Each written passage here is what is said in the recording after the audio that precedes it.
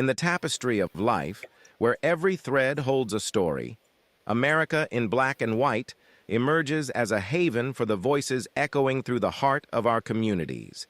In this podcast, we wade through the rivers of our collective experiences, celebrating the vibrant hues of change brought forth by the whispers of hope and the roars of action. It's more than just a conversation. It's a journey into the heart of our society, illuminated by the light of those daring to dream and do. Join us, and let your voice be the melody that guides us toward a dawn where every color finds its place in the masterpiece of our shared destiny. Together, let's paint a future brimming with the positives that dwell in our minds and the actions that shape our world. Good evening, ladies and gentlemen, and welcome to another episode of America in Black and White, where we are coloring conversations on the canvas of America. Tonight, our special guest is Mr. Abdul Tubman. Abdul Tubman is a Liberian-born activist, nonprofit executive, and cultural strategist based in New York. As Director of Operations at Corners Community in Stamford, Connecticut, Abdul leads transformative initiatives that empower Black communities through education, advocacy, and collective action. A proud descendant of President William V.S. Tubman of Liberia and Sir Sheikh Barak Hinwa of Kenya, Abdul channels his ancestral legacy to foster unity across the African diaspora. His multidisciplinary work spans financial literacy, particularly through life insurance education, grassroots organizing, public speaking, and creative expression in theater, film, and visual arts. Abdul's approach blends strategic leadership with cultural storytelling, amplifying voices often left unheard. Committed to justice, creativity, and community power, Abdul Tubman is shaping a future where Black excellence is not just celebrated, but sustained. Ladies and gentlemen, I bring to the show again Mr. Abdul Tubman. Hello, sir. Hello, how are you? I am just excellent. It's good to have you back again. I'm happy to be back. So, is there anything else you'd like to add to your bio? Not at the moment. That was great. Thank you so much. Well, I definitely appreciate that. So, as we get ready to jump into the show, I'm going to let's start with your activism and advocacy. Sure. So, can you tell us what first sparked your passion for activism?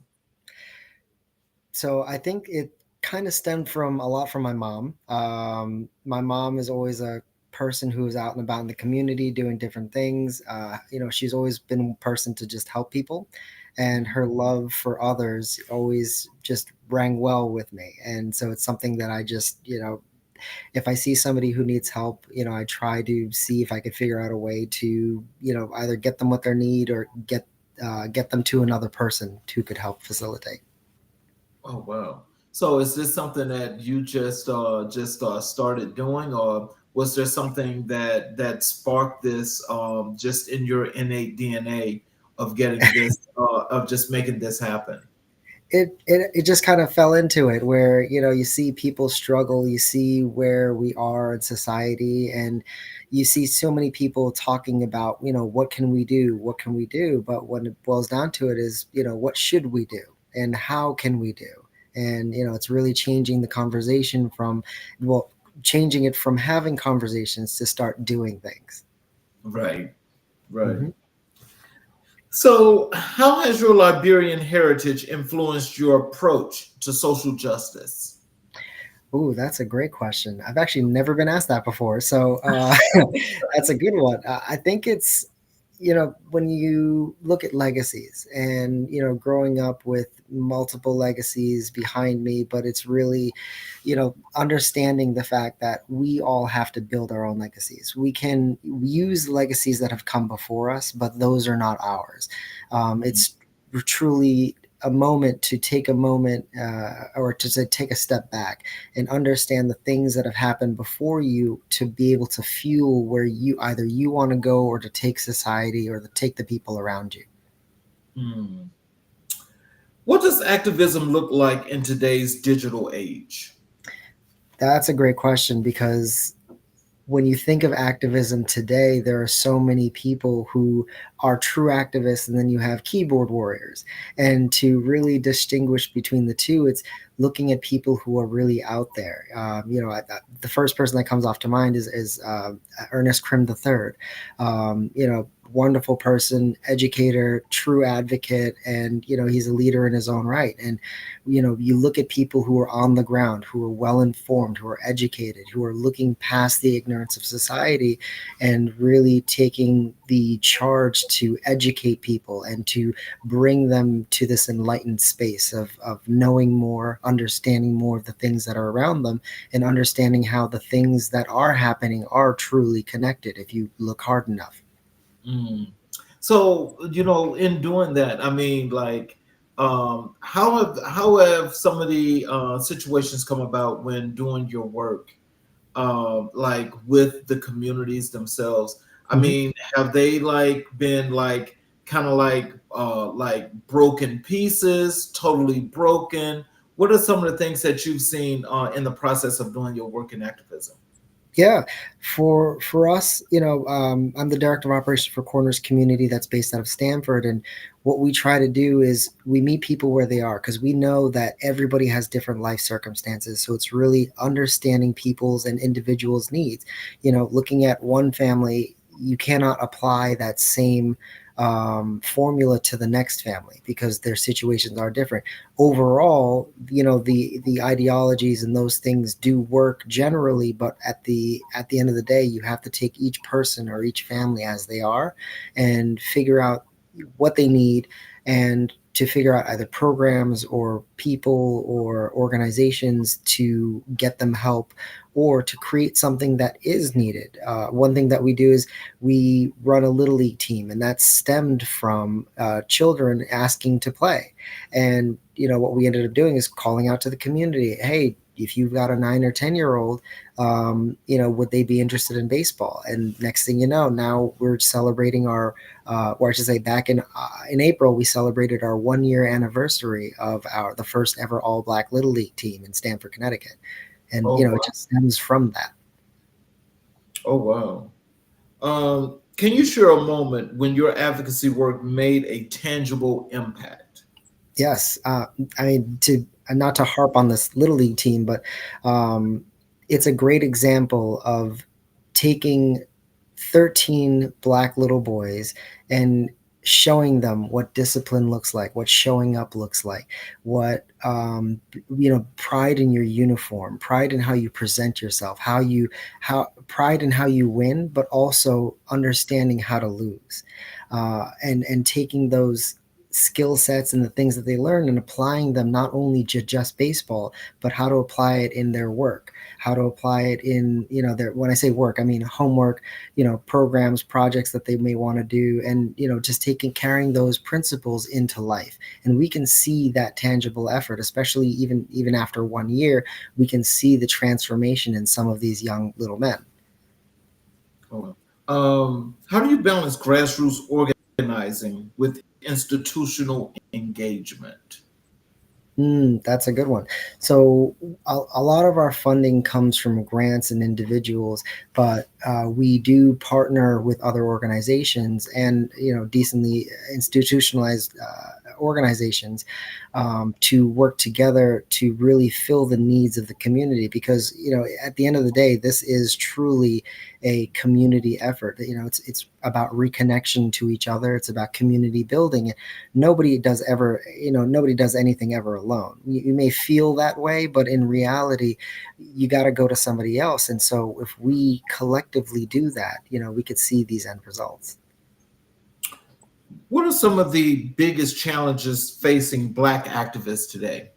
Mm. Well, I mean, I know in this current era, funding is a massive problem. As we see DEI is being scaled back. It's really hard to get a handle as to where we're going currently, but but then the other half of it is it's education. It's really just understanding how do we present the information that is necessary for us as a people to grow and really work better together effectively for the lasting change. It's how do we bridge that gap? So it's really taking the time to understand. And sometimes because we're always reacting to things as they're coming, we may not have time to really properly plan. So we're just kind of moving and moving and moving. But at some point, we do have to take that step back and really just focus or refocus our efforts in the right way. So, like, do you guys kind of like congregate amongst yourselves? Like, you could be in probably different parts of the country or something like that, Yes. and you guys come up with a plan to strategize that way, and then you just activate. Yes, we do. So we meet actually every our within our nonprofit space. We'll meet on like Google Meet or virtually or in person, and we'll just have a meeting and it'll be maybe an hour, 2 hours, sometimes three, if we have a lot to talk about, if there's something really pressing that we really need to dive into. But we meet regularly to talk about these issues and formulate plans and understand, if there's if, like, for example, the midterms are coming up, so we're trying to figure out who needs to go where who needs to be talked about, who are the politicians that we're supposed to support. It's understanding how have they voted before, and so we then talk about it, we understand what's happening, and then we try to disseminate that information to the community. So, how do you guys pick a candidate that you guys want to support? What are some of the things that you guys look for when Mm-hmm. you put that backing behind them and you try to give them that 100% support, especially with the community? Well, it's asking the right questions. It's looking at how they voted previously. It's their track records are public. So if they come out and say something, but they voted against it, obviously those two things don't jive. So it's really understanding how politics works. A lot of people don't understand civic engagement well, and so that's another aspect of education that we have to really get back to. It's between civics, finances, and engagement, we need to understand how all of these things interplay into each other within our communities.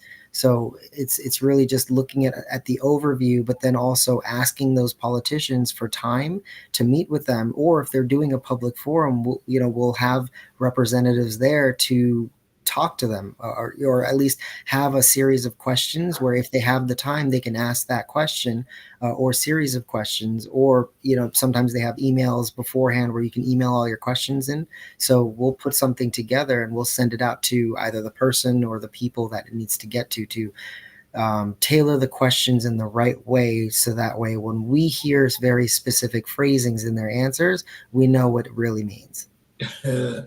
Ooh, well, now you know how that game gets now. Right. Because Yeah, sometimes people like to say things just to say them. exactly. But your voting record, that's Yeah. black and white. So do you guys primarily do a lot of focusing on the local races or the national races? Well, local right now, as we've had a series of changes, we have, in Stanford specifically, we have a superintendent that is on the way out. She put in her 1 year notice for resignation, or not really resignation, for retirement, really. And so, it's really now we're taking the time to say, okay, there is a need now. This person is outgoing. Who's going to be the person to replace them? And how do we talk to the right people to understand who the candidates are, or even if we know somebody who could do the job, how do we get them to to take the responsibility, or even attempt to take the responsibility? So have you guys ever had a write-in candidate that you backed? Not yet, not yet. But we have a person in Newark right now, that we are fond of. I'm sorry, not Newark, Norwalk. And in Stanford, I know that right now, well, not right now, but I know that we are very aligned with the current mayor. She's done a lot of good work. And we have a lot of local community advocates who do a lot of work with either the mayor or the mayor's office. So we have a good, not reputation, but we have a good rapport with them. So, how do you define community power? Hmm. Community power is the greater sum of the parts. And what I mean by that is every individual has their own specialty or a gift of sorts. It's just a matter of understanding what resources you bring to the table, and then we pool them all together to, either fight the good fight or to build something that's necessary. Yeah, whether it be a little league team, a black coalition, a book club, to for learning financial literacy classes. It's really just who can do the thing. That's community power. It's not always, oh, let's have a discussion about it. It's like, sure, let's have a discussion about it, and then let's initiate a plan. And that's true community power. It's getting to the plan and then executing. Right. So, is it hard getting people in the community to engage when you guys are out actually spreading this information and helping them to understand? How hard is it to gather them? It's honestly, it's not too hard because we've been around for several years now, and it's local people who live in the community, so they are already known, and so right now it's pretty easy for us to disseminate the information. It's more so of just how do we reach more people, and that's really just where we're at now. It's how do we get more people to understand what's happening around us, and how do we create more involvement, because people know about us, they've seen us, but it's just a matter of how do we really just bring them in, retain them, and get them to join some of our programs. And look, we're nowhere near like a size of like a YMCA in the local community or anything like that. We're very, very grassroots, but we're at a lot of the events, and we show up in community events. There's like Love Fest, there's different community things, and or even in churches where we'll go to where you are, so that way we can have a presence. And we have a bunch of members who are now locally involved in the NAACP, and so it gives us even a larger reach to be able to work together as both groups and also as just one big group. So, with those organizations, I mean, Mm-hmm. do you guys one partner with those organizations, and two, what is their role in helping you guys when you're organizing the community? Yeah, we will partner with them, or we'll just work with them, or sometimes they're just initiatives that they will put out that we just support because we understand, and because we have some of our members are in both groups, so we kind of know what's happening as it's happening, or at least just after it's happening. So then we can then do our part to help disseminate the information, help corral people, help get people to where they need to be, whether it be funding events or community events, cookout events. It's just when we're at those events, we're not just doing that thing. We're also talking about the issues. We're talking about financial literacy. We're talking about social issues. So it's having deeper conversations and really pointed conversations to have the best impact and have the best of both worlds of social and still civic engagement. Right. So, can you tell us what role does storytelling play in your activism? Well, storytelling is something that is just in our blood. We're some of the best. I mean, look, I'm just gonna say we have some of the best storytellers in the world. It's what we have always done, because oral history is something that has just always been a thing with us. And so when it comes to storytelling, I love a good narrative. But at the same time, when I say good narrative, it doesn't have to be a happy story. It's a matter of that. It's really, did you take away the true lesson here?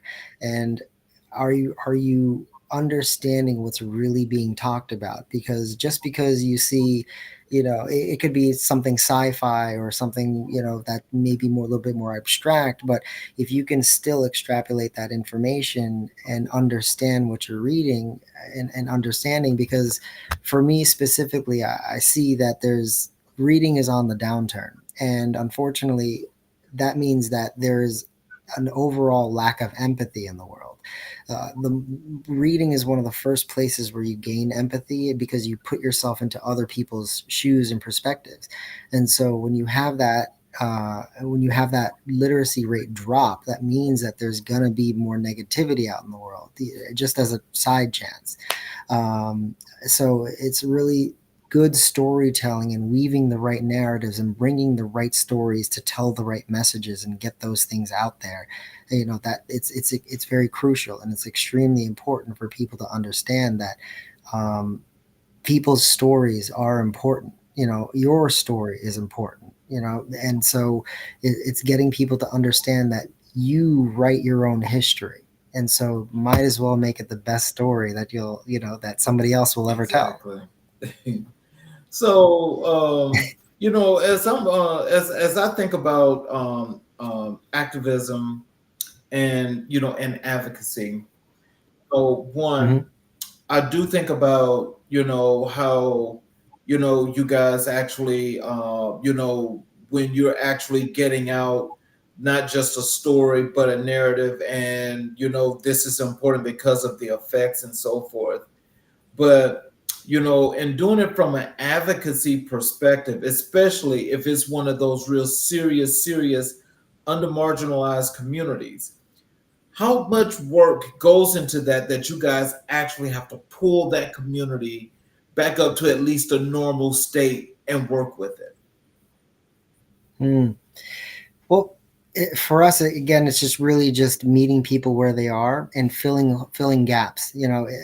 We can't do everything, but what we can do is meet people where they are to understand their needs, and then work with them to get them either what they need, or get them a pathway to get there, because sometimes we're not it, and that's okay. But understanding our Mhm. resources, it's just a matter of a series of phone calls to get to the right person, because look, it's networking.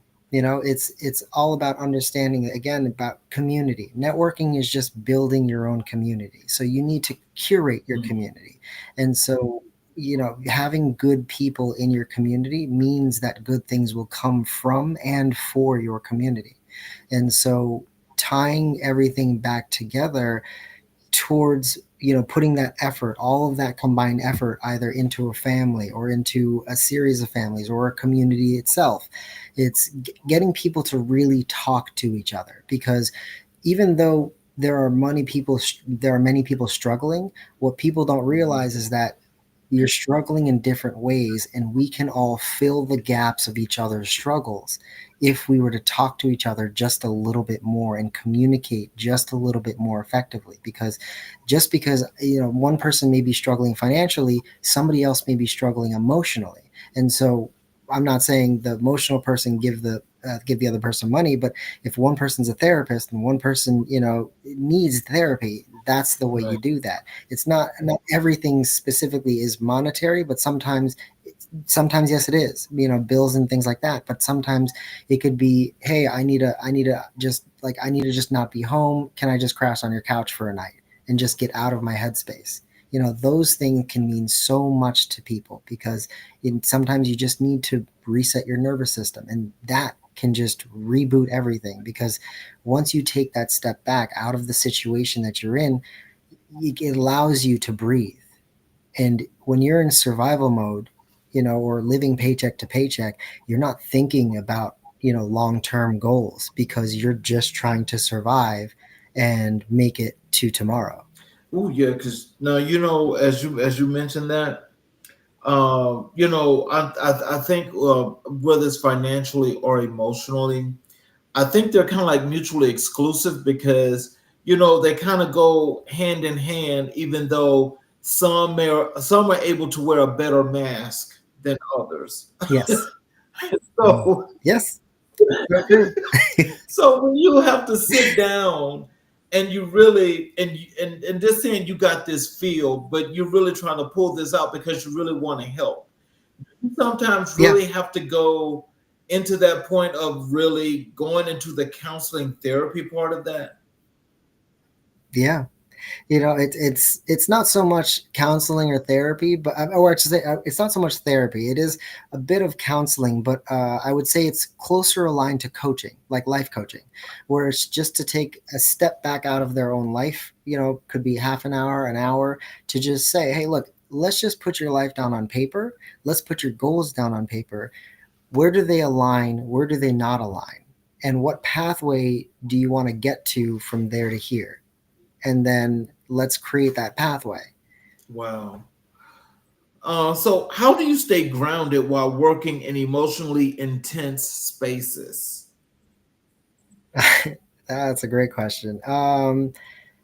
I think that for me, I've always been more of a logical person, and but also my mom's resilience in, and I want to say resilience in love, I think is the best way to phrase it. Is my mom has been a person who is always just grounded in love. And what I mean by that is that love is the starting place for a lot of things, because love can lead to kindness. It leads to self care. It leads to care for others. It leads to so many different things. And if you start from a place of love, everything that you do and everything that you pour out of will eventually pour back into you, because people in your community will feel that ray of light from you, and then they will then at some point when you need pour back into you. And that's, curated community where you have your core group of people that you rely on. And it's very much the phrasing of the friends that you keep will either propel you or drag you Right. down. So, I mean, like, but like in this case, is that like where you have to gain the trust of these people in order to know Yeah, that they're going to, one, work eventually together come out. and, make Mhm. everything cohesive, especially for the community? Yeah. Look, nothing ever just happens, right? Sometimes you just have to show up, and sometimes just showing up repeatedly and being consistent. That's the goal. It's not like, I think about 3 years into, or 2.5 years into working, in our nonprofit. But it's not like I just showed up and just started doing a bunch of stuff with people. It was more so like I just showed up at barbecues, events, and people got to know me. And once they realized, because I'm not from Stamford, so I live about half an hour, 20 minutes away, and so it's, why is this person who doesn't live here? Why does he keep showing up? And I don't know him. We have different lives. Why does he care? It's those are the kinds of questions that I would have to deal with, from the onset.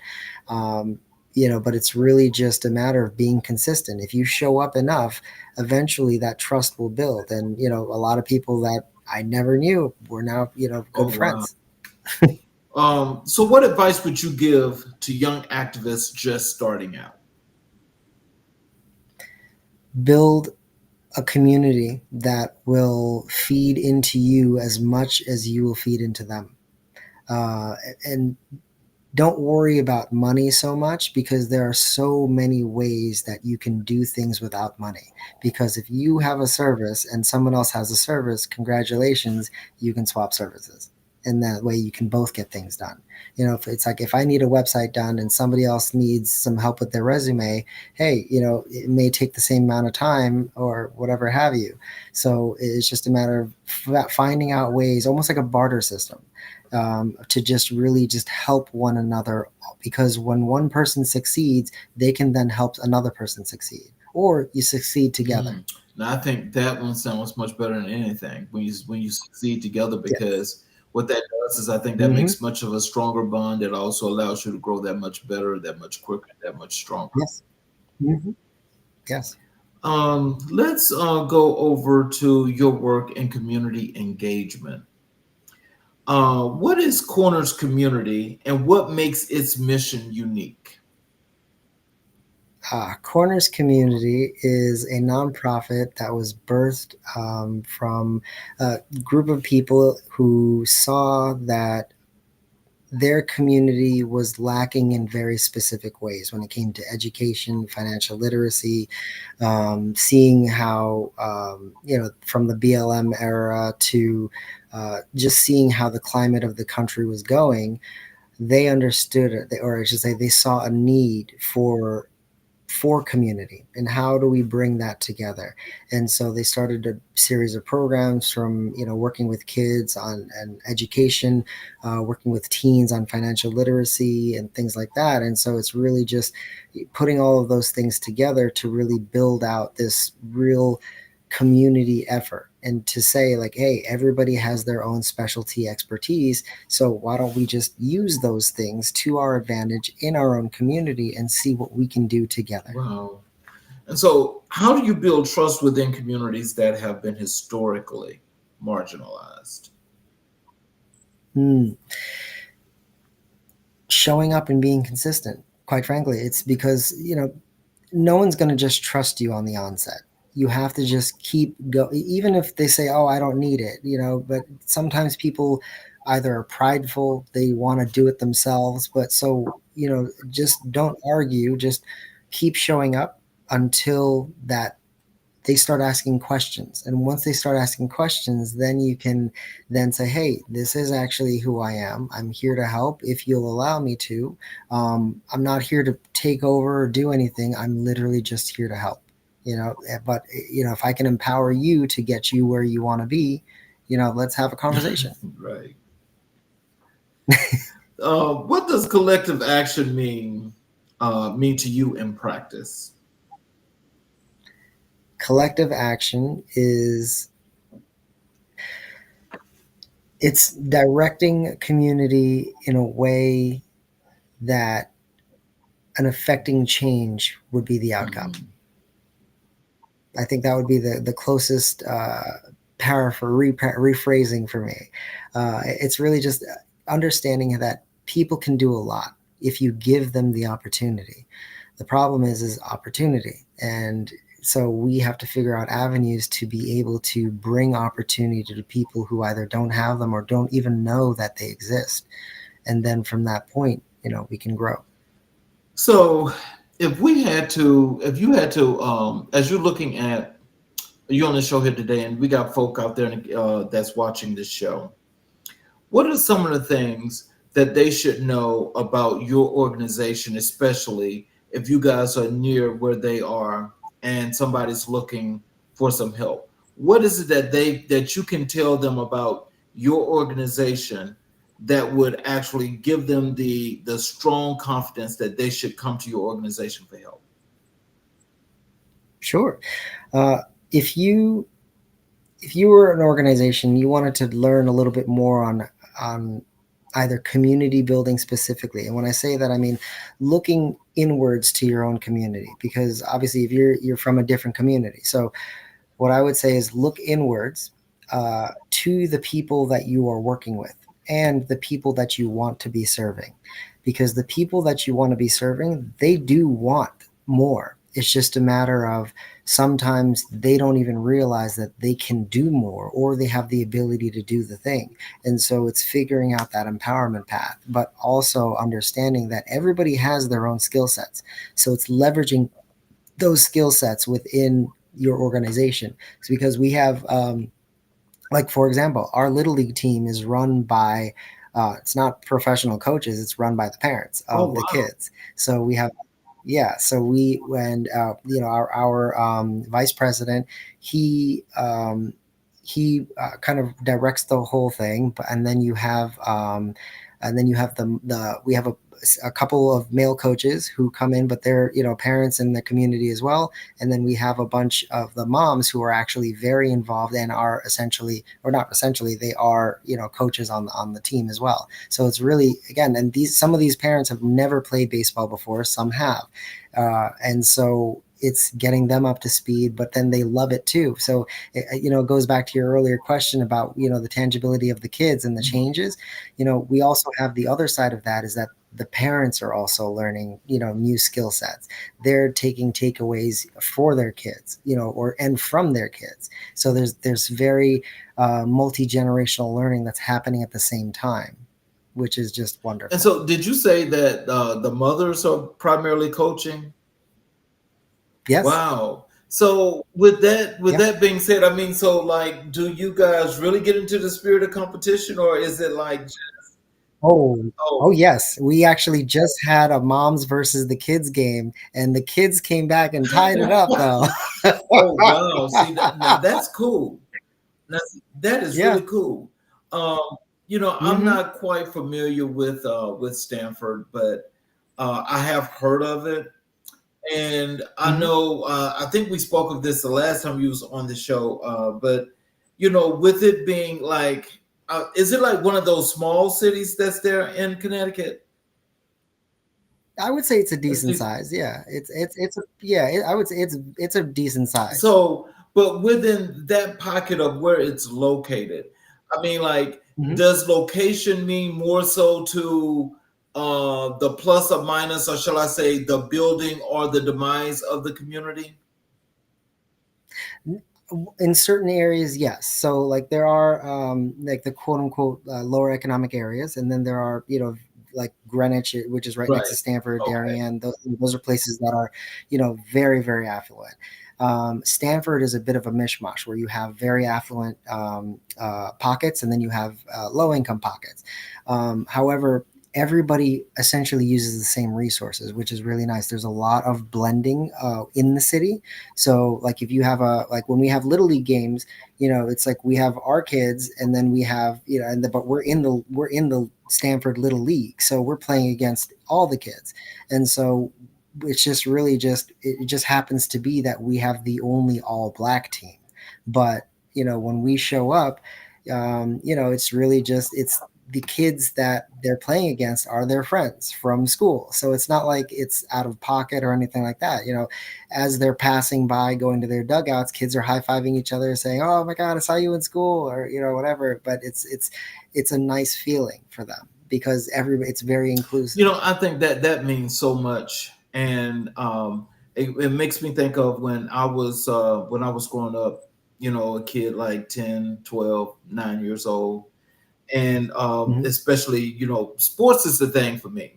And so being Yeah. down here in the southeast, I mean, that's just one of those things. I'm born and raised in Alabama, so you're going to play some sports. And Yep. so as I think about like community centers and so forth, and so and Hmm. how they were around then, which it seems like they've taken those away.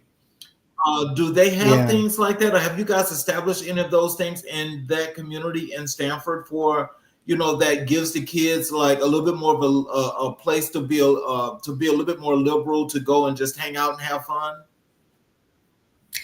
There are a couple centers that have some of those facilities. Like we have the Police Athletic League, the PAL Mhm. Center, and we partner with them a lot. There's another program called Rites of Passage, which is under the DOPE organization, where we partner with them too to teach kids different things. But the PAL Center is a place where kids can learn like computer skills. I've taught financial literacy there. I taught history at that place.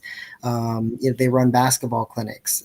They have, I believe, they have a tennis court outside Oh, as well. So they've got a couple different, things that you could go and sign up for and do. There are, as far as I know, I know that because UConn is there, you can also, you can use their facilities as well. Rent them out or get a pass. And then there's the Stanford Government Center where you can hold meetings and do different things. So there are pockets of places to be. There's not like one main center, but there is like the Yearwood Center. There is the new the Creator Lab space. So it's like if you want to get a little bit more technical or get a little techie or do a little STEM, they have spaces for that. So there are places to go, but it's not just like one space like that kind of oh fits all. wow. Well, see, that means a whole lot, Yeah. especially in today's time, especially from that technical part. Yes. So how do you measure success in community work? It's the changes in people. It's a harder metric to see, but over time you can see changes in behavior. Like for example, the in our little league team, over the course of the last year, we've seen kids grow tremendously from kids who have maybe come from uh, more of I wouldn't say violent background, but they're more prone to lash Mhm. out. And so, dealing with emotional issues is what I'm saying, is that they may be quicker to anger, things like that. But now, because they've got routines, they're used to being around these specific people. They're more open to engage with you. They're more open to, give you that high five, or even sometimes, give you a hug. It's, from the get go, it's harder to do that. You'd have to repeat yourself multiple times to get people to do stuff. But now it's just, hey guys, like, let's do this thing. And, you may have to repeat it once or twice, Mhm. but it's nowhere near where we started out. And so that growth is just, it's been phenomenal. And so, for parents, kids, it's really just looking at those small behavioral pattern changes that carry through them, through life. Like, for example, I was at an event for the NAACP, and some of our baseball kids were there, in support with their parents and stuff too. And one of the kids actually wanted to go home to finish his school project. And this is a Saturday. Like, this is like 1 o'clock on a Saturday. And so, so somebody said, hey, like, his mom's at home. She's not here. She's not here at the event. Like, I know you're going to be leaving soon. Would you be able to just drop him home so that way he could just do his assignment? And I said, sure. Those are the things that we want to see. It's kids getting disciplined and understanding, hey, you know what, I have deadlines. Mhm. What's a recent initiative you're proud of at Corners? Ooh, I mean, honestly, as I know I keep saying about the baseball team, but that is one of the things that we're very, very proud of, because of just seeing a generation of little black boys who are going to grow up with so many different beautiful skill sets, building that brotherhood, building those bonds, taking away disciplinary internal disciplinary measures for themselves, understanding that, hey, like, these things are important. I have to show up, looking a certain way. My uniform shouldn't be unkept. I have to tuck my shirt in before I get up on the mound. It's those little things that they check themselves, and that is not something that they started off doing, because the kid would walk out with his shoelace untied and he wouldn't even notice. But now these kids are checking themselves, because if they know that if they've got to run from first to second and their shoes untied, they may trip, and they don't want to let their team down. They don't want to let themselves down. Oh wow. I gotta say, it sounds like you guys are doing really excellent, to at least instill those things where, they're just mindful, but they're getting those values and morals, and they're putting these things in their minds, to just learn to continuously to critically think and how they move and shake and how things can happen. That's really impressive. Yes. You know. Yeah. Um Yeah, and it's all to the kids, and the kids and the parents. They put in the work, and you see it. And these are the results, that when you care and they care, the care will show up. So, how do you incorporate art and culture into community engagement? Ooh, so one of our projects that we did was, there was an elementary school, and they wanted to do a new art installation. And so, Corners petitioned, and won the bid, and we did an art installation at this school, it's at the Hart Elementary School in Stamford, Connecticut. And so we had the community come, and everybody painted just a little piece of it. And so it was great to see, like, once it was all done and they did the showcase, all the kids were coming up, mommy, dad, like, that's the little part that part's me, like, I painted that, and they're so proud. Wow.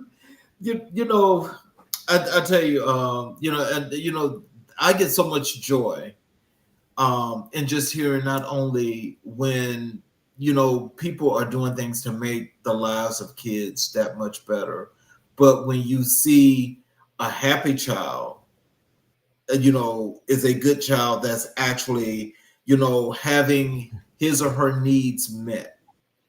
And that's what we want to do for all kids.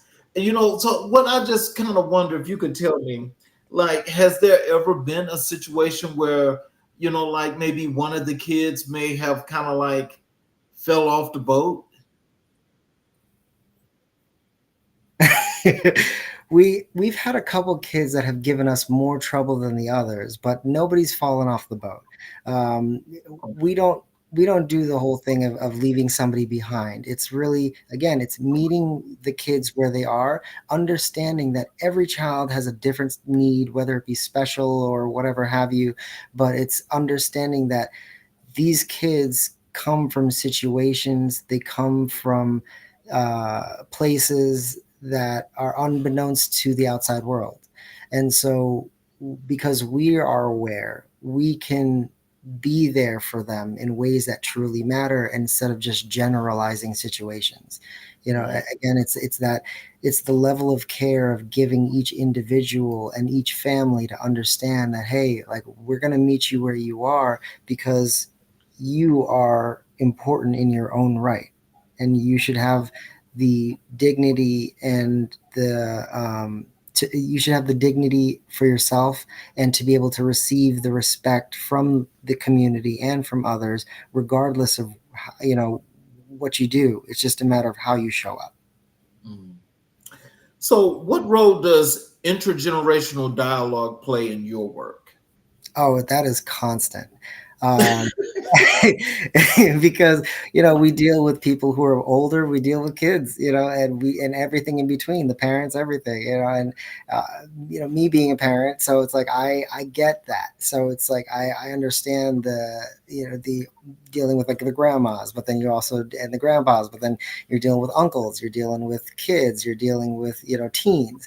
So I've worked with all in the space of our nonprofit, but also in general. But it's really just, again, just meeting people where they are and seeing what it is that they want from and for their community, so that way we can figure out avenues and pathways to either bring it to them or have them make it themselves.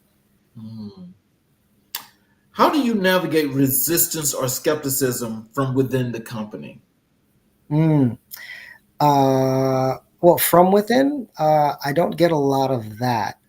But on the outside of showing up for the first couple times, like for example, I was on the 2025 Juneteenth committee for the city of Stamford, and one of the conversations that kind of happened after the fact was, here's a guy who shows up consistently, but he's not from the city, and so that's a conversation piece sometimes, because people are like, oh, but why does he keep coming? And it's like, because I just want to help. I see a need that somebody's trying to do a thing, and I will just show up to just fill that slot. It's sometimes a committee just needs one more person to just actually form the committee. And if I've got the time and the resources, or it may not even be me, I may just ping a group of people, say, hey, who can fill this spot? It doesn't always have to be me. Mm. What's one myth about community organizing you'd like to dispel? Ooh, um, that's a good one. A myth of community organizing. Well, I know that there's no myth to say that it's easy. So that's for sure. I know that's definitely not. But I think, in all seriousness, I think the myth of thinking that you're going to make an impact right away. I think that Mhm. nobody should come into a situation thinking that, oh, I am who I am, or whatever have you, and I'm just going to jump into a thing. Where it's like, for me, I may have a name or whatever, or the things that I've done, but I don't just jump into a thing and say, trust me because this is who I am. It's like, no, I'm going to show up a couple times, and then we're going to start having a dialogue and building that trust and taking the time to get to know each other, because you're your own person, just like I am too. I'm not the things that have happened before. I'm my own person, just trying to show up and just bring the resources that are either in here, or the people that I know, or the things that I can do, to another person or another community. But they have to just be receptive of it. Right.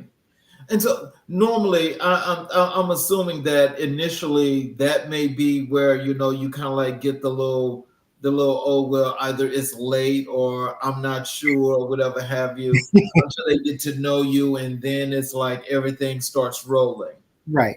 Exactly. Yeah. It's like you have a couple conversations with somebody, and then it's like you're gonna know after a couple conversations with somebody, you're gonna say, "Hey, you know what? I kind of click with you. This makes sense. Like I like your brain. I like the way you think. And after that, then it's just a matter of, okay, so what is it that you're trying to do, and where are you trying to get to? So, and let's have that conversation to see, okay, if this is what you want to do, hey, maybe this is a pathway for you to do that thing or to get there. Right. Yeah. So how do you ensure sustainability in the programs you lead?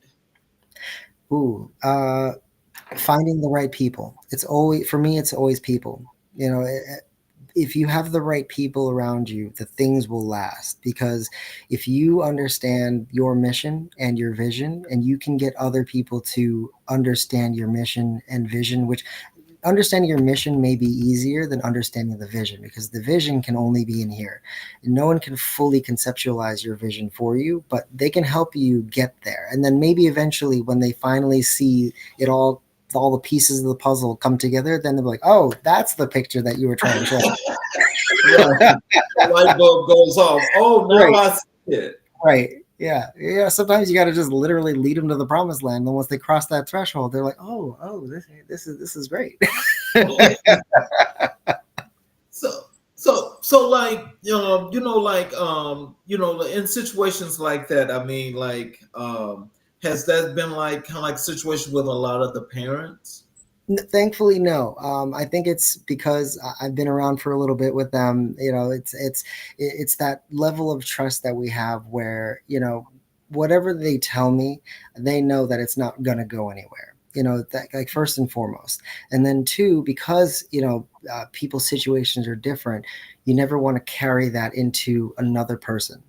So it's really just taking the time to get to know somebody the right way, because you may have to change your approach every single time, and that's okay. But again, that's just meeting people where they are and understanding how they need to be communicated with to get there, or to get them there. Mhm. So let's actually move over to your work in financial literacy and empowerment. Yes. And can you tell us, why did you choose life insurance as a vehicle for financial literacy? Sure. Yeah, I just made the career switch recently, and it's because financial literacy is a topic that is desperately needed in the Black community. But not even just the Black community, just Black and Brown communities. And but it's really just, we've been left out of a conversation that's been had for generations.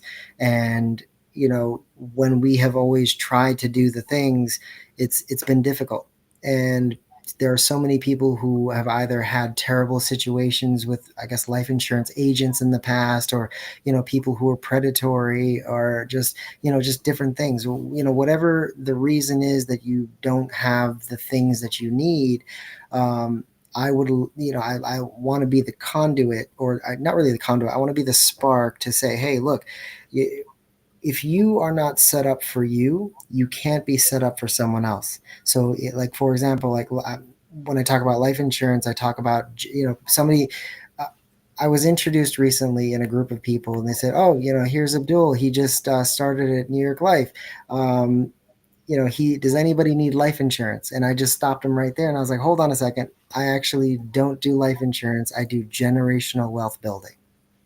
And Oh, that changes the conversation, because it's not life insurance, it is generational wealth building. Because and it's the easiest avenue for you to do it, because for the price of a cup of coffee a day, or one meal out to dinner, you can get coverage and never be a burden on your family if something happens to you. right. But then the flip side of it is, and I'm very much on this no fund me campaign, where it's just like, let's stop having the GoFundMe's every single time something happens. It's like, Oh, if you have, and I talk about the differences between term and whole life, whatever. I'm not going to go into that right now, but whole life insurance specifically, you can become your own bank. And when I tell that to the people, They're like, what do you mean? And I'm like, well, you can borrow against your own policy, never have to pay it back, and there's no credit check. And then they're like, well, that sounds like a lie. And I'm like, or it sounds like the greatest deal you've never been propositioned. That sold. Right, exactly. Because it's like when you tell somebody, hey, in 10 years, you can have $10,000 that you can just make a phone call to me, and in 2 days, it'll be wired into your account, and you don't even have to tell me why you need the money. That changes a conversation. Yes, it does. Yes, it Right. does. Right. There's no credit checks on it. And all you had to do was, not to be vulgar, but you had to pee in a cup and take some blood. Congratulations. You're covered. Like, and now you're building equity. And so Right. if the younger you are, the younger you start, by the time, you're ready to retire, you're sitting on $500,000, $200,000, whatever it is, whatever amount. Yeah, it's something that you can start small and grow over time. What misconceptions do people have about financial planning in Black communities? They think that, oh, I'm just going to get rich. That's what I hear a lot. I had a conversation with somebody, and I said, so what are you doing for generational wealth building? And he said, oh, I make money. That was his answer. And I said, okay, but what are you doing with that money? He's like, oh, well, I mean, I buy stuff, and then I put a little bit away here and there. And I'm just like, but that's not it. Like, what do you mean? That's not how this is supposed to go. And that's not planning. That's just you utilizing your own money, but not effectively in any way, shape, or form. So then I asked the question of, like, so if something happens to you before I showed up today, on paper, what's your plan? And they just go, There ain't no plan. There is no plan. The plan is they're just going to work their entire life and think that they're going to have money at the end of it. But then people also don't even think about the fact that when you retire, you still need an income for the entire time that you're still alive. So, and then let's just say you're rich, right? How much money to keep your lifestyle that you have now, have you saved up that amount? Because if you have, let's say, $200,000 saved up, and you've been making, like, 100K a year, you're not doing so great. Because if you're making that salary, that means that technically you're only going to live 2 years with that money. Exactly. Right. Exactly. Right. Yes. Because actually, your life is going to get a whole lot of. It's going to be strained. Yeah. Because you've got a lot to do in between that time to even make yourself look livable. Yeah. And then you have to think about your health is starting to go. So now you're thinking about long-term care. You're thinking about, things like, oh my God, am I going to outlive my money? Right. That's the harder thing, because then it's like, okay, I've lived to 80 because I thought, I thought I was going to live to maybe about 87, because that's the male average. So, like, and now you're 90 and you've run out of money. And the I don't want to say the joke, but the quip really is, all of the old people that you see working at Walmart, that's the reason why that they work at Walmart, is because they outlived their money. So they had to go back to work, and I can guarantee you they did not have enough insurance. Right. That is true. That's it. True. It's literally it. So how do you make financial literacy accessible and culturally relevant? Yeah, I talk about specifically generational wealth building and the avenues in which to do it. It's getting people to understand that the way that you look at your money math, it's not what you think it is. Your greatest, I'll just do this with you. What would you say your greatest asset is? Me. Okay, so because I know that you're a creative person, you hit it right on the head. And what I mean by that is that most people will say car, their house, like actual physical assets, but your true asset is your future earning potential for your entire working life. So if you, Yes. whatever your salary is today, whatever, look at the time and the year that you want to retire, multiply your salary by that many years, and that's if nothing changes between now and then. Obviously, we're going to assume you're going to be making more every year, or a little bit more every year, or you're going to make a jump in, but if nothing changes, that is your earning potential over that time period, and that is the amount of money that you actually need to survive and Mm, or to leave behind in case something happens to you going forward. And that's the right. math that people don't do correctly. So they think that, oh, I'm making 100K, making 200K a year, and they think they're good. When in actuality, they've got 150K in savings, they've got 150 in a Roth IRA, but they have no death benefit. If something happens to them, their money's gone in 2 years. You know what? I mean, I know that's a laugh, but also, that's also the thing that in our community, people really needs to understand exactly what it is to be financially literate, Right. because I think, as you say that, well, I'll say the sad part about that is that, especially those of you talking about earning that 100K, it's Yep. like they're so comfortable that they just want to spend, spend, Yep. spend, spend, spend, spend, spend, spend. Yeah. Is it because they can? Right. Right.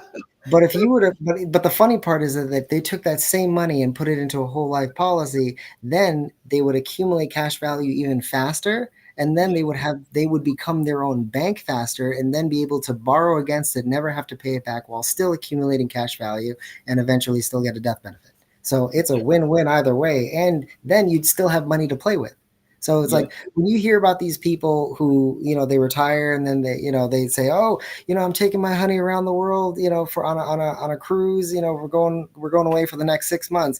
Where do you think the money's been coming from? It's not their savings. They're pulling money out of their life insurance policy because they've retired now. They've accumulated $500,000 because they bought the policy when they were 25. And, now they're sitting on 300K, 400K, and they can literally just make a phone call and in 2 days do whatever they want. Mm-hmm. What's one financial habit you wish more people adopted? Buying life insurance, as funny as that sounds, but it's saving what that really boils down to simplify that better, is saving correctly. It's not saying, hey, I'm young, like I'm gonna live forever, I'm gonna have a ton of money, I'm gonna make a ton of money, and that's all well and good, but congratulations if you slip, like let's say you make a lot of money, you buy a boat, you slip off the boat, then what happens? Exact. Oh, okay. Especially if the shark don't get you, the ocean got you. Right. So you just drifting away.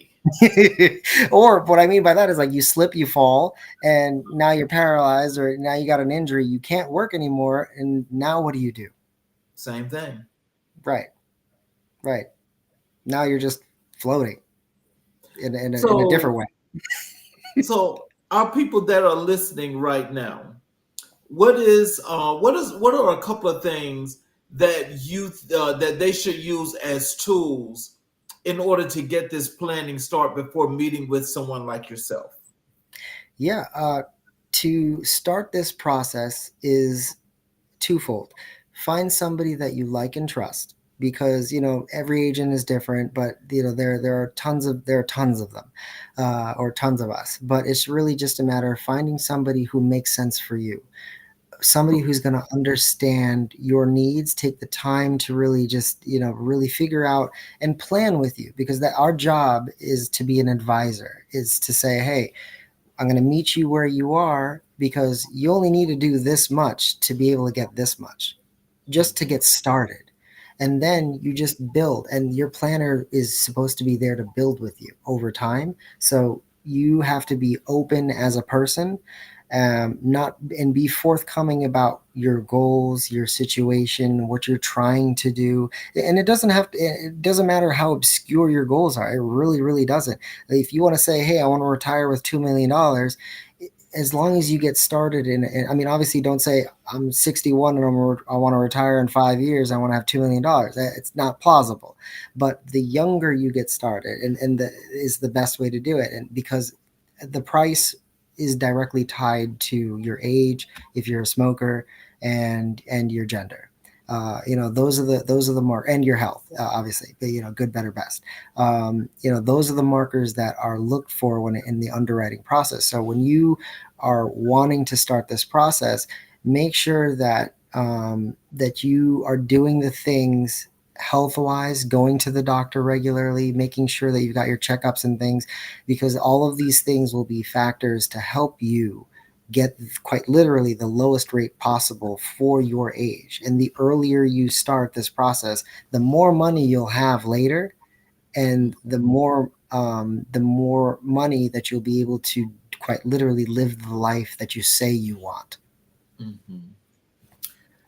So, how does economic empowerment tie into racial justice?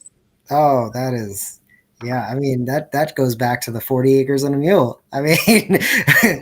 um, I mean, quite frankly, but economic empowerment is the way where let me put it to you this way.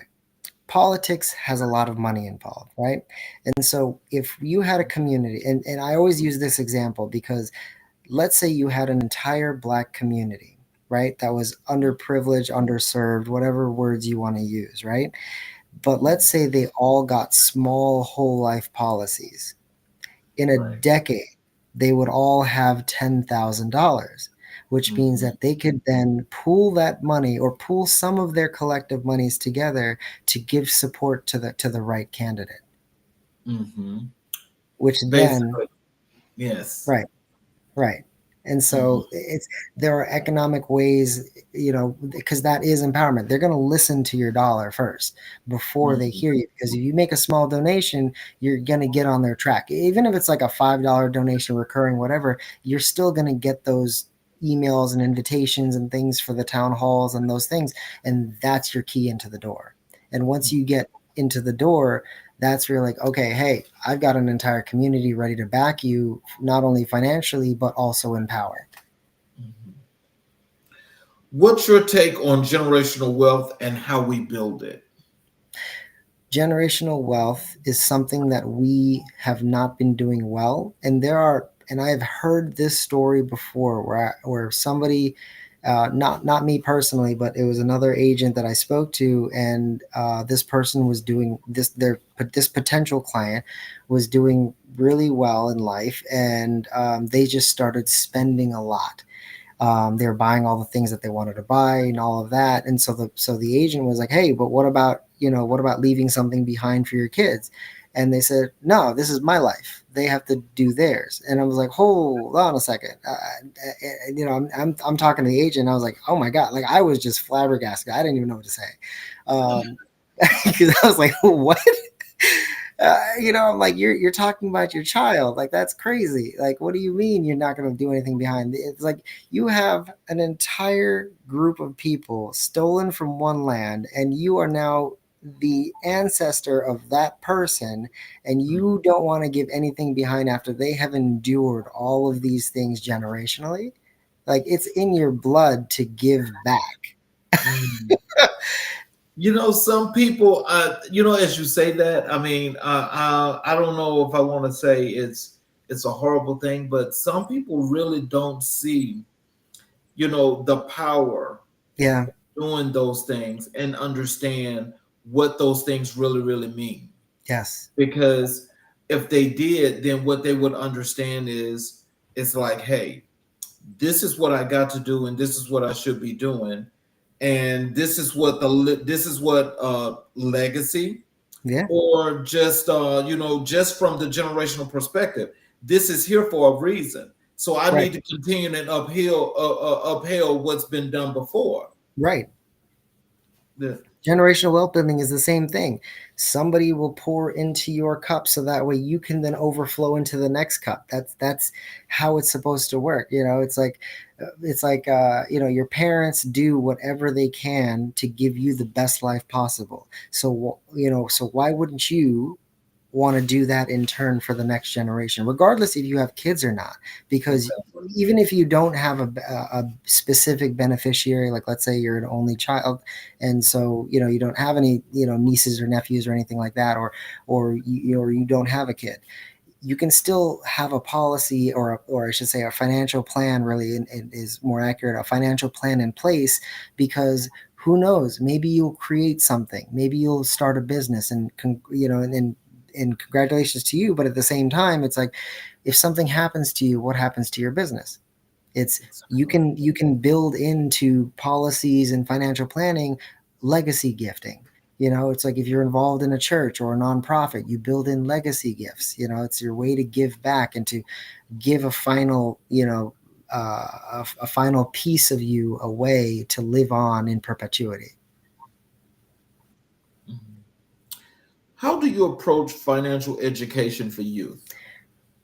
So we've had a couple of different programs, one of which I taught one, and I brought in another guy to teach one, and we just get teens, and we just create a program, and we just teach them about, like, Tulsa, Oklahoma, Tulsa race massacres, and we tell them about what has been done then, what's happening now, how the economic winds change. We get them to understand the basics of investing, the basics of insurance policies, the basics of understanding savings correctly, paying yourself first. It's understanding how taxes work, understanding how to balance budgets, how to create a budget and keep a budget, and balancing a checkbook.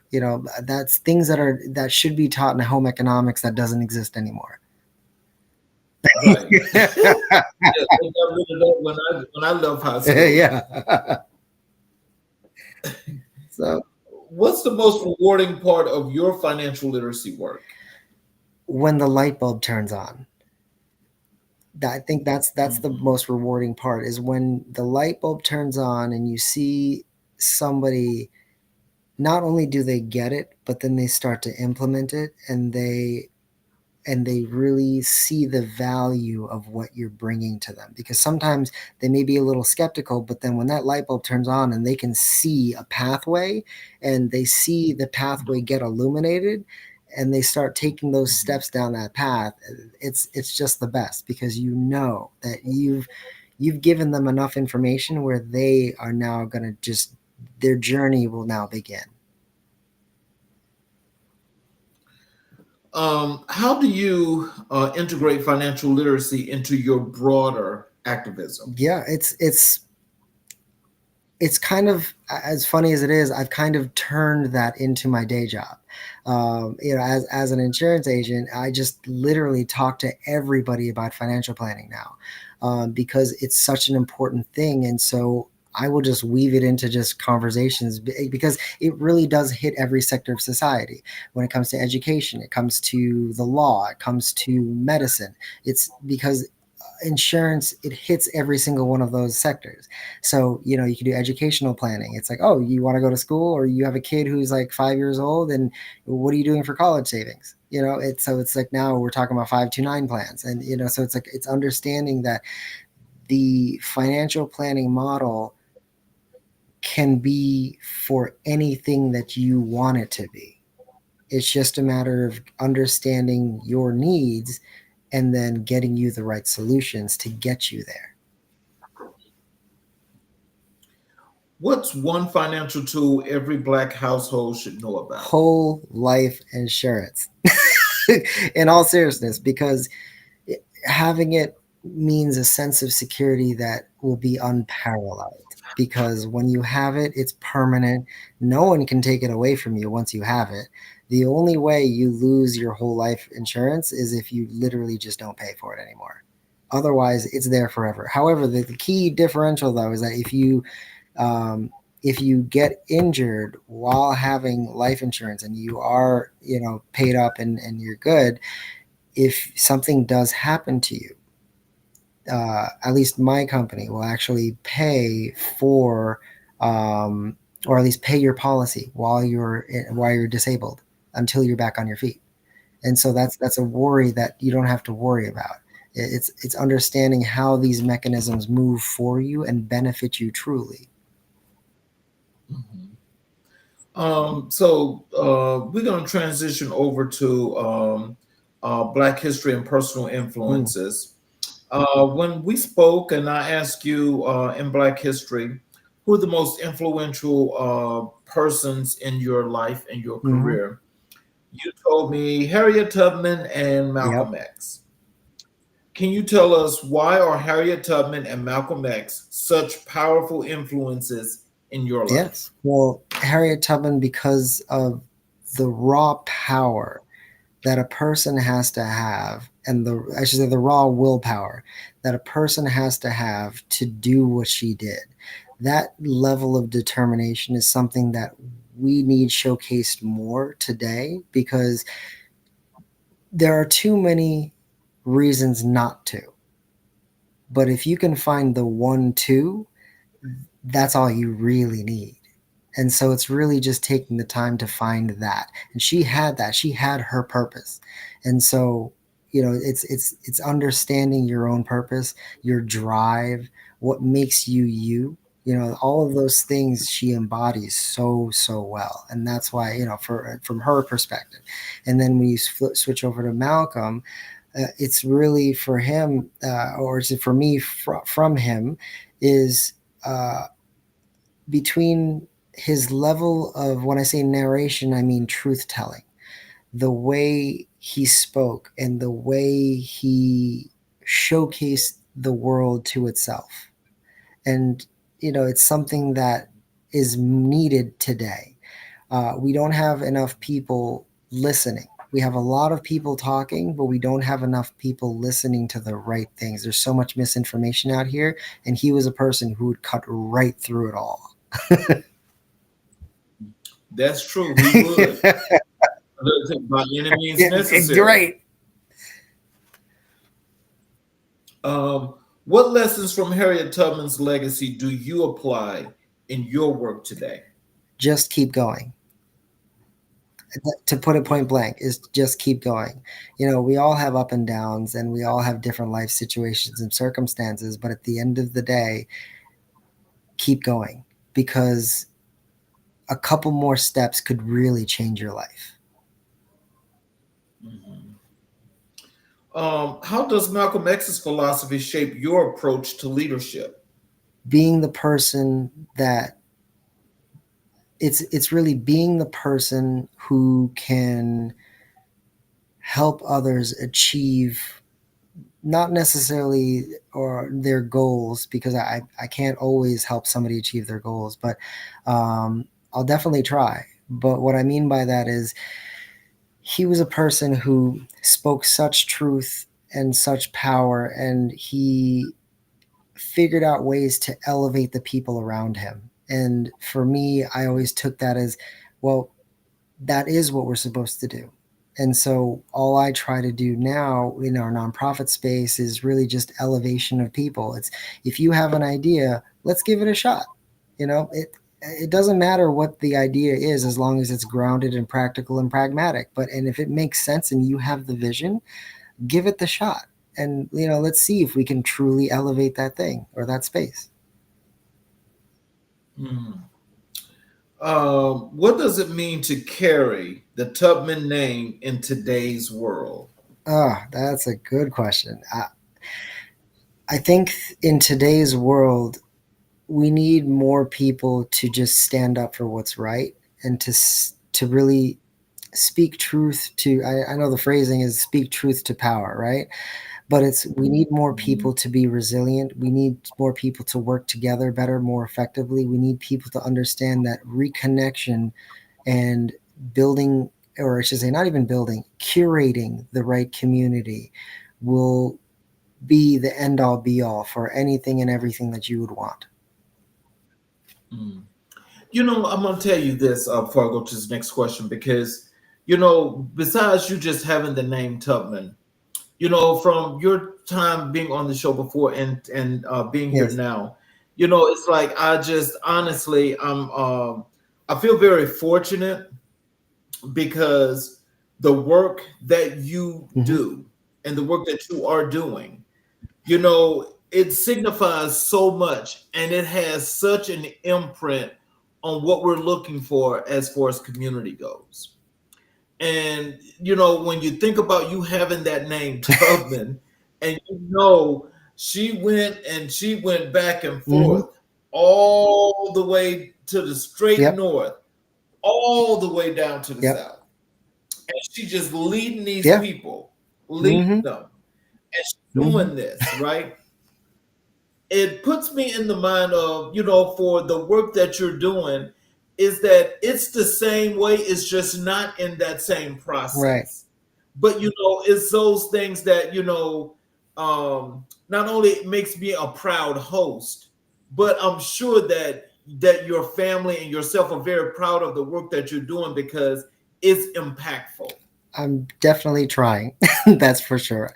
I hope that I should say my hope is really just that the lasting effects will linger, because I know that a lot of the work that we do today, I say this phrase a lot, which is the work that I do today, I may never see the end result. And I'm okay with that, because this is a generational game we're playing, one that we've been left out of the conversation. It's, I think, one of the best examples out of the BLM movement was that woman. I'm blanking on her name at the moment, but she used the example of playing the game of Monopoly, and certain demographics have been able to just go around the board multiple times, and we just got to roll the dice for the first time. Yeah. And so we're just getting around the board the first couple times. And so, when you look at that kind of disparity, um, it's really just, as long as we know that the work we're doing will have that generational impact and shining a light just a little bit brighter every single time, that will be okay. It'll just take a little bit, and that's okay. But at least that we know that collectively, if we're all moving in the right direction, then we'll be all right. So tell us, how do you honor your ancestors through your work? For me, it's really everything that I do is just looking to see what has been done, and knowing that everything that we do is from someone else. Our ideas that we're putting out there, they're not necessarily novel ideas. We're building upon principles that came before us. Best example that just happened to me last night. I had the absolute honor to speak with Dr. Angela Davis. Oh, wow. And yeah, I was at an event last night, and she was there virtually, and I was one of the people who was able to ask a question. And just that 3-minute dialogue was just amazing, because it really validates the work that we're doing, and to know that the impact that we could potentially have, is felt by people who have come before us, and that they see the work that we are doing generationally, and that our impact will hopefully hold. Mm.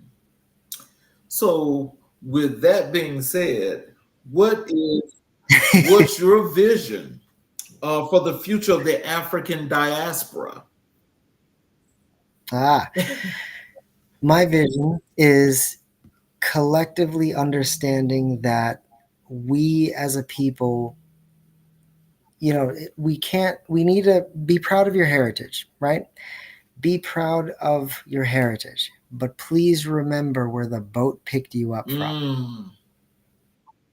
Because the moment you start saying, I only want to work with, Jamaican people, Haitian people, I only want to work with me, I only want to work with, Liberian, I only want to work with, whatever, Afro Latino, Dominican, the moment you do that, remember that we are greater than the sum of our parts. Mhm. Our collective resources, when you add them up, it becomes an exponential, thing. And most people think of themselves individually instead of the community aspect. And once you start doing that, you realize that, again, it's that, same example of your earning potential, it's your production potential within the space of each other. And so when you work together, your production is exponential. And so when you do that collectively around the world, it's that. And so for me, it's really just connecting people. It doesn't matter where you are, as long as you are a person who understands the needs of the people, we can work together and do the thing. My first marker is that you have to be a good person. And you have to and when I say a good person, I mean a person who understands humanity on a basic level, to say, this isn't the marker for which, what we have a standard for. The standard is what's in here first, and go from there. Wow. How do you use history to inspire action in the present? Yes, what I do is, whenever I talk about history, I correlate it directly to what is happening today. The playbook that is happening today in the American politics is one that has been seen before, during the Civil Rights era, during Jim Crow. So it's understanding history, because they say history repeats itself, right? But that is only true if you allow it. So if you teach history and you understand the bad things, and you truly understand the bad things, you're not going to repeat those bad things. You can't. Right. What's one historical figure you wish more Black people studied deeply? Studied deeply. Oh man, that's a great question. There are so many. I mean, okay, so if we say Black people today, honestly, I would say most of the civil rights leaders, Nelson Mandela. I mean, currently in current politics, I would say Ibrahim Traore. President Ibrahim Traore. He's a great person to learn about. What he's done for his people is just beyond. It's what Africa really needs. I mean, France is panicking. Their government is in shambles right now because of what they're doing. They're giving up their minerals, it's all because they give their own currency. Exactly. Yeah, right. It's I would say it's unheard of, but the reason why Gaddafi was killed, because he was trying to do the same thing. And actually, see, that's what I guess we'll talk about that on the history show. But Gaddafi was actually doing something that was going to empower Black people all over the world. And they told that lie and got that uproar against him and got him killed. Yep. Not only that, but he was about to gift. Oh my God, what's his name? Black leader. I believe he just recently passed away. Oh my God, it's the Nation of Islam, and I'm blanking on his name. But they were getting, and I could see his face. He was getting ready to give this man $1 million, and the U.S. government said no. All because to give this Black man $1 million in that time period would have changed the economic space for Black people. Exactly. Yeah. And they said no. Oh, Louis Farrakhan. Yeah, but see, you know something? I won't. Not, and this is the first for me, because I want to make sure that I use my words nicely on air, because because of the climate right now today. But yes. When what he was actually trying to do, and what some other folk are actually trying to do, as well as what's happening right now in Africa, I've actually advised a lot of folk to make sure you understand what that is that they're doing in some of those countries over there in Africa, because that new currency that they're creating, they've got some backing of some real serious countries. And of course, France is upset because they ain't dealing with Europe. Right. So, yeah, exactly. And so what they're doing is some things that we need to be learning about. But see, not many people even know the first thing about this whole situation, which is something else. And I've been Oh trying yeah. to figure Oh out yeah. how do I actually put this in my post, my blog post, that is, Mm, because that is right. just that important. As you mentioned that, Yeah. and I know that as we do community building here, and that's what it's all about. Mm, And so, if we can yeah. ever find ways to liberate, build, connect, expand, and unify, that right there is Hmm. game, set, and match. Yep. That's game, set, and Yep. match. Yeah. It is. We have the buying power. We just buy the wrong things. Exactly. Exactly. Right. We're not buying assets. Ooh, boy. How do you respond to people who say Black history is in the past? Well, I would say yes, all of history is in the past, but so is 3 seconds ago. Your point. So, that's really my response. That's the past is the past, but you're supposed to learn from it. That's the whole itself as it is happening yet again. Right. But Yeah. well, of course, those are the folk that don't want to deal with what has happened that's benefited them in this present. Exactly. And so, in one, if you got to deal with your past and what's happening now, and now that you have to deal with that, you don't want your folk to know what y'all been doing all this time and how y'all got to where you are, Right. because it's obvious that the original kings and queens on this earth are the ones that are here right now, Right. that are still within arm's length after all that has happened. Yeah. After all that has happened. And so until they want to face that realization, I mean, it's going to only get better and better, but we've got to do better as well.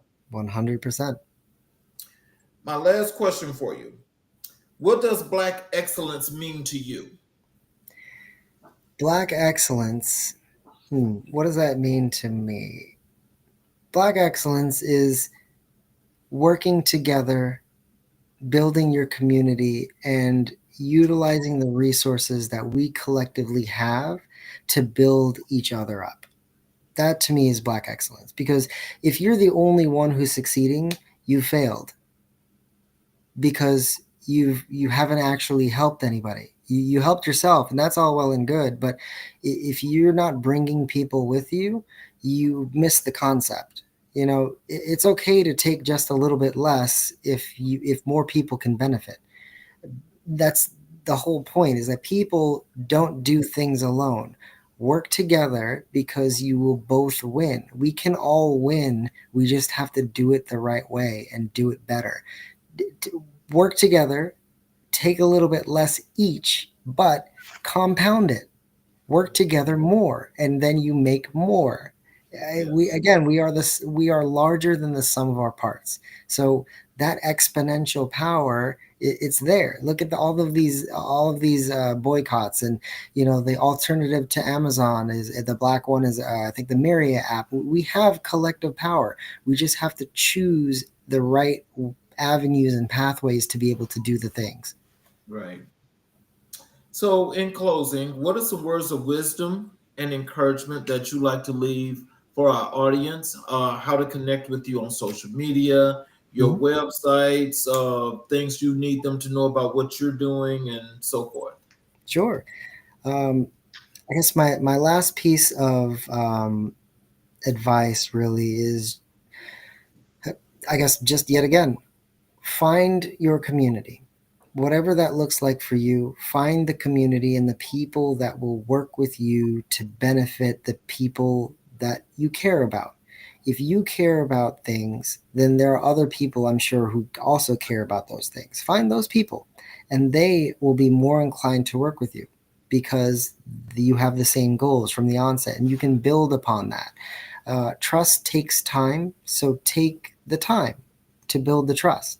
Don't just jump into something just because it's there or it exists. Learn it, master it, do the thing, and help someone else. Yeah, that's really my advice. But yeah, I guess in closing, you can people can reach me on Instagram on Tubman's Underground. That's also the name of my website. I'm reachable via email at abdul@cornerscommunity.org, which is also our website, cornerscommunity.org, where we post what we're doing on our socials at Corners Community. We have our Black Dads community, our Black Moms community. We are really all encompassing, trying to really just not really all encompassing, but we're really trying to get to being all encompassing and working with people that make sense to do the right things for our people. So, if you want to get involved or help or donate, we are looking for, sponsors, benefactors, patrons, individuals who think it's a great thing and, just looking to do more where we can and connect with people who also want to do more, because we can do more. We have to just choose to do more. So, but thank you so much for having me back again. This was amazing. Oh, most definitely. I just again, I want to apologize. There's a few comments or questions here that's in the chat. One is, well, John Devin Bates is from Indianapolis, Indiana, but I guess he forgot to put the question.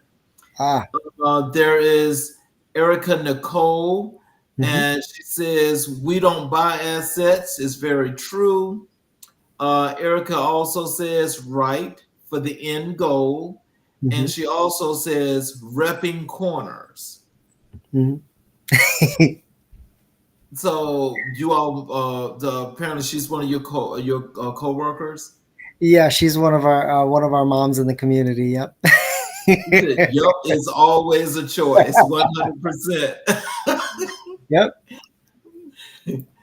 So for those of you that are watching on all the channels, especially the YouTube channels, if you have not yet subscribed, please subscribe and get all the notifications, because the information here for the show is all about education and community, because we want you guys to be informed. So you'll be able to watch all the shows live when they happen. You'll also be able to go back and watch all the previous recorded shows. And so make sure you just get all the notifications when you do subscribe, but we would definitely love to have your support by subscribing.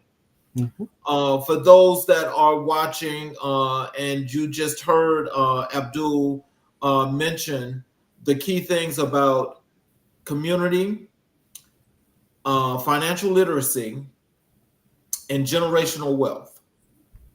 These are things that we have to do in our communities, because if we do not, and we're continuously running around going to every place but where we are, how do we expect for the resources to continue to gain? We can't. So what we all have to do is we have to, as he mentioned, we have to come together as a group, as a community, and we do what we do in our communities in order to build them and to keep them continuously strong, especially for the parts that are left after what is being taken at this point and from what has been taken. So we can still make the best of what we have, because it's been done before. And so we're here not just to say, okay, well, I make money, I want to go spend this money. It makes no sense to go and spend money on $500 tennis shoes, $1,000 concerts, $500 dresses, and $3,000 shoes or a bag, and that money's not coming back to your community.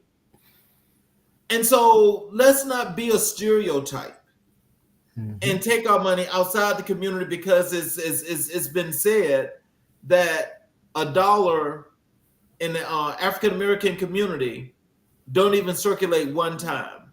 It's spent and it's gone. Yep. So if that's the case, let's do something about it. Let's reach out to people like Abdul. Let's ask that question.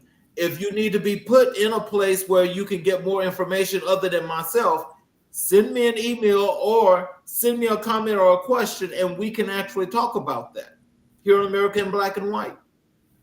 That's what we're here for. We are that resource, the resource to continuously to build, connect, expand, and unify our communities.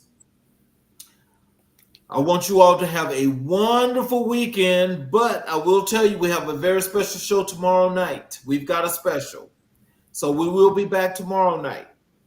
So I will say, as of tonight, you all, I want to thank you for your support tonight. Please come see us tomorrow night as we continue to color conversations on the canvas of America. I'm your guest, Charles King. You guys have a great night, and thank you again. Abdul, I'm going to send you an email